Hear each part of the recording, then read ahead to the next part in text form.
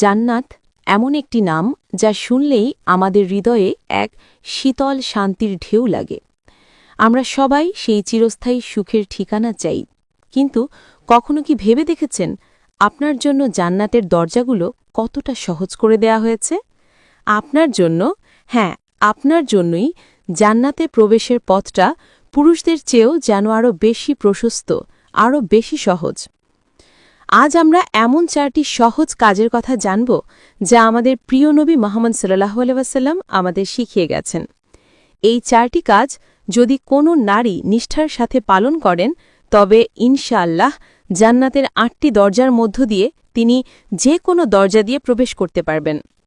আপনি কি প্রস্তুত সেই 4টি চাবি হাতে নিতে, যা আপনার জন্য জান্নাতের দুয়ার খুলে দেবে? তাহলে চলুন দেরি না করে শুরু করা যাক আজকের আলোচনা। আসসালামু আলাইকুম ওয়ারহমাতুল্লাহ। আজকের ভিডিওতে আপনাদের সবাইকে স্বাগতম। আমরা জানি দুনিয়ার জীবনটা একটা পরীক্ষা, আর এই পরীক্ষায় সফল হওয়ার জন্য আল্লাহ তাআলা আমাদের জন্য কিছু সহজ পথ বাতলে গিয়েছেন। বিশেষ করে আমাদের মা বোনদের জন্য আল্লাহর রাসূল সাল্লাল্লাহু আলাইহি ওয়াসাল্লাম এমন এক সুসংবাদ দিয়েছেন যা শুনলে মন আনন্দে ভরে ওঠে।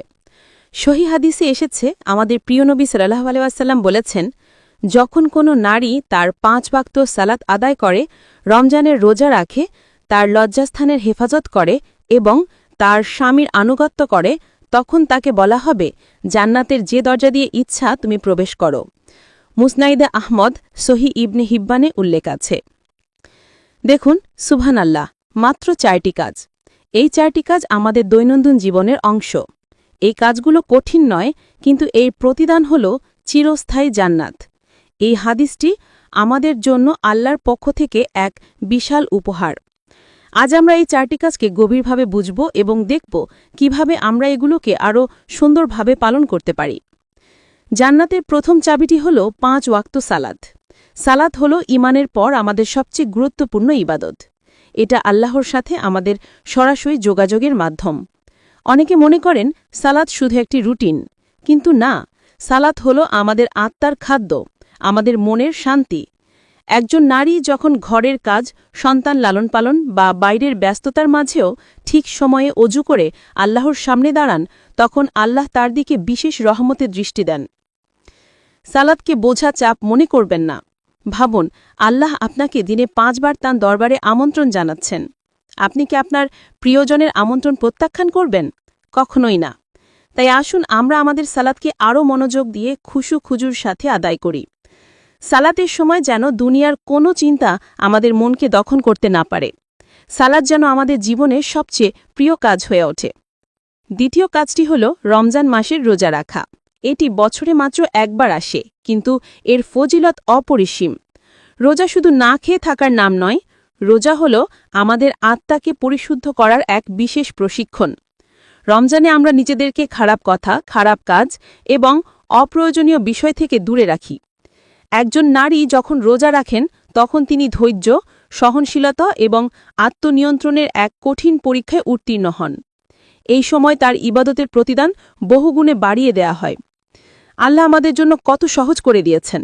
মাত্র 1 মাসের এই ইবাদত যা আমাদের সারা বছরের পাপ মোচনের সুযোগ এনে দেয়। বিশেষ করে যে নারীরা অসুস্থতা বা মাতৃত্বকালীন কারণে রোজা রাখতে পারেন না, তারা যেন পরে কাজা রোজাগুলো আদায় করে নেন। এই একটি মাস আল্লাহর সন্তুষ্টির জন্য নিজেকে উৎসর্গ করুন আর জান্নাতের সুসংবাদ লাভ করুন। তৃতীয় এবং অত্যন্ত গুরুত্বপূর্ণ কাজটি হল লজ্জাস্থানের হেফাজত বা চরিত্র সুরক্ষা। এই কাজটি শুধু শারীরিক পবিত্রতা নয়, বরং এর সাথে জড়িত আমাদের চোখ, কান, মন এবং আমাদের পুরো জীবনযাত্রা। আজকের যুগে যখন অশ্লীলতা চারদিকে ছড়িয়ে পড়ছে, তখন নিজেদের ইজ্জত আবরু রক্ষা করাটা অনেক বড় জিহাদ। একজন মুমিনা নারী তার পোশাক, তার কথা, তার চলাফেরা সবকিছুতেই শালীনতা বজায় রাখেন।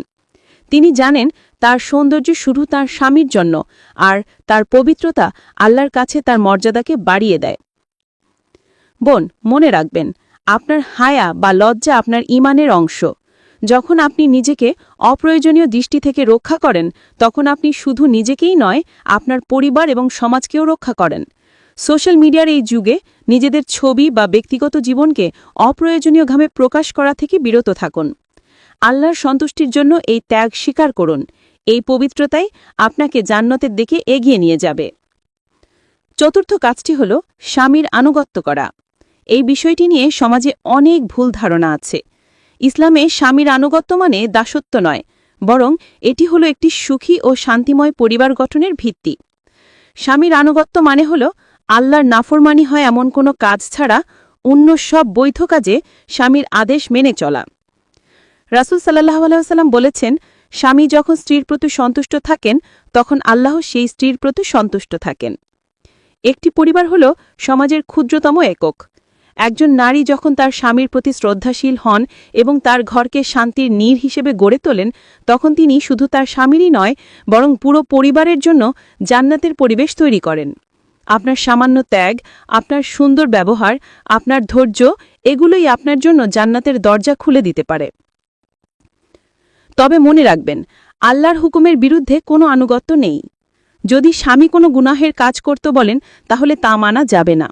কিন্তু সাধারণ পারিবারিক ও সাংসারিক বিষয়ে স্বামীর প্রতি শ্রদ্ধাশীল থাকাটা আপনার জন্য জান্নাতের পথকে সহজ করে দেবে। প্রিয় বোনেরা, আমরা দেখলাম জান্নাত লাভ করা আমাদের জন্য কতটা সহজ করে দেয়া হয়েছে। আসুন আরেকবার সংক্ষেপে মনে করে নেই সেই 4টি কাজ। 1. 5 ওয়াক্ত সালাত সময় মতো খুশু খুজুর সাথে আদায় করা। 2. রমজানের রোজা আত্মশুদ্ধি ও আল্লাহর সন্তুষ্টির জন্য পালন করা। 3. লজ্জাস্থানের হেফাজত, বাহ্যিক ও আভ্যন্তরীণ পবিত্রতা বজায় রাখা। 4. স্বামীর আনুগত্য, আল্লাহর সন্তুষ্টির জন্য পরিবারের শান্তি প্রতিষ্ঠা। এই 4টি কাজ আমাদের জীবনের অংশ। এগুলো কোনো অতিরিক্ত বোঝা নয়, বরং আল্লাহর পক্ষ থেকে আমাদের জন্য এক বিশাল সুযোগ। আজ থেকেই প্রতিজ্ঞা করুন, এই কাজগুলো আপনি আরও মনোযোগ দিয়ে পালন করবেন। জান্নাতের সেই সুশীতল ছায়া আপনার জন্য অপেক্ষা করছে। এই মূল্যবান তথ্যটি শুধু নিজের কাছে রাখবেন না, আপনার পরিবার পরিজন, বন্ধুবান্ধব এবং সকল মুসলিম বোনদের সাথে এই ভিডিওটি অবশ্যই শেয়ার করুন। আপনার একটি শেয়ার হয়তো অন্য কোনো বোনের জান্নাতের পথ সহজ করে দেবে, আর এর সওয়াব আপনিও পাবেন ইনশাআল্লাহ। ভিডিওটি কেমন লাগলো কমেন্ট করে জানাতে ভুলবেন না। আপনার কোনো প্রশ্ন থাকলে বা পরবর্তী ভিডিওতে কি দেখতে চান তাও জানাতে পারেন। আল্লাহ তাআলা আমাদের সবাইকে এই 4টি কাজ নিষ্ঠার সাথে পালন করার তৌফিক দিন এবং জান্নাতের সর্বোচ্চ স্থান দান করুন। আমিন।